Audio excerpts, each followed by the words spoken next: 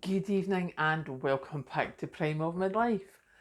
Great to have you here. This evening we are talking unexpected items and things you think you have, but then it turns out you don't. Um, Yesterday I was up getting ready for work. Kathleen was up. I'd had breakfast. I had my flask sorted with my coffee.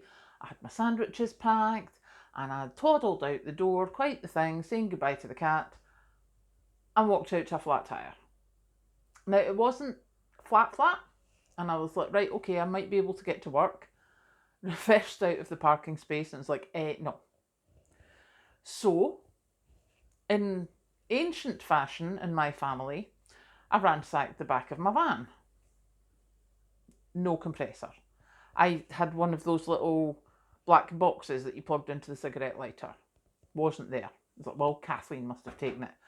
So I ran up the stairs to her, like, where's the compressor? She's like, I don't have it. I'm sure I gave it back to you. If not, she says, it was the one I had, it broke. I'm like, excuse me? So, here's me, half an hour before I'm due at work, with no air compressor. And we threw away Dad's foot pump because we had the air compressor. So I'm sitting there going, what do I do now? And I'm obviously not going to ask Patrick to drive like 10 miles out to blow up a tyre. So I phoned work and went, do we have a movable air compressor? Because I know they have the big machine, that's like 3 foot long and stuff. So no, we didn't have a movable air compressor. Thankfully, the garage that changed my tyre a couple of months ago is probably about a quarter mile along the road. So I said to the office, right, I need to wait till 8 o'clock when they come in. And I'll go there and I'll get it blown up and they can fix whatever needs done. So that was sorted. But it made me think, we've always had a foot pump, compressor pump, whatever. We've always had that because of Dad.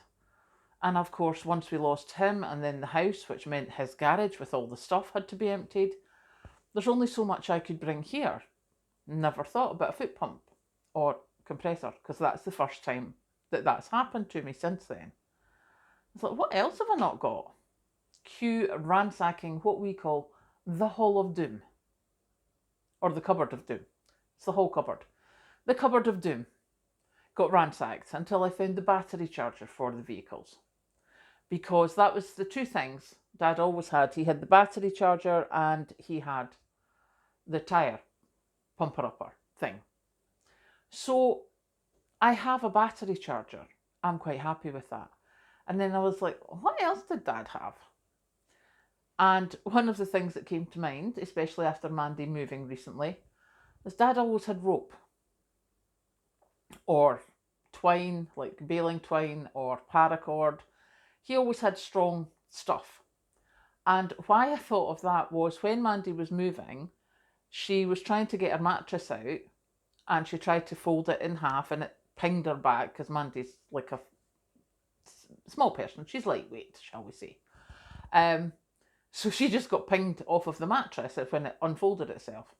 Dad showed me how to do mattresses in that you get a big rope doubled over and then you fold it and stand on it and pull the rope and that holds it down. And then he did one of those slip knot things.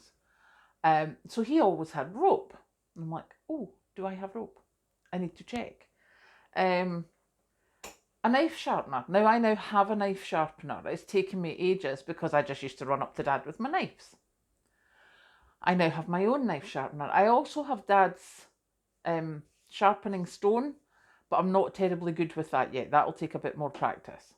But he used to use the stone and sharpen the knives because it does make a difference if you don't have sharp knives. The other thing is duct tape and WD-40. We've all seen the thing on Facebook, haven't we? Should it move? No. WD-40. Shouldn't it move? And it does? Yeah, duct tape. So that makes perfect sense to me. But I just thought it was something to think about just for things. I mean, obviously, we could all go out and we could get battery chargers and foot pumps and, clockwork radios and duct tape. And there's no need to spend a lot of money. But at least in amongst friends and family, find out who's got what. Where do you need to go if something goes wrong? Who's your person? Like obviously anything electrical and mechanical is Patrick for me. I am the paperwork person. Anything like that is my department. Anything computery, internety, stalking on the internet, things like that, finding stuff out, that's Kathleen. We have our specialities. So it's worth finding out where you can get things if you need them. I've mentioned before we have a place called Remake in Crieff, and that's like your reusables, your vintage stuff. It's like old curtains, old furniture, old tools, old crockery and stuff, where you can buy second hand. But they also have a tool library where you can just go and borrow stuff. Like I have got, Rory at work came back today with a whole lot of wood that he was going to throw in the skip, and then he suddenly remembered I had a wood burner. So he's put it in the back of the warehouse, but it's huge long planks. Now, the warehouse has a circular saw, one of those on a table circular saws. Let's be under no illusions, nobody wants me using that. I'm way too accident prone to be using that. But I could possibly go to this Remake and go to their tool library and get a wee jigsaw. And I could chop up my bits of wood. See, that makes sense to me. So it's worthwhile finding out if you have one of them as well. Places that can lend you things. Libraries are normally very good at having things to lend. So yes, when you have a day when things don't quite go to plan, knowing where you can get help is a huge benefit. So make yourself a cup of tea, sit down, have a bit look locally, check your library, check your local charities, see if they've got something like Remake where there's a tool library. They can repair possibly bikes or computers or something like that, where you can, who's got the air pump for the car tyres, etc. Find out where you can get these things, just in case. Because I certainly did not expect that yesterday morning, and it took me a little while to get sorted. Catch you later.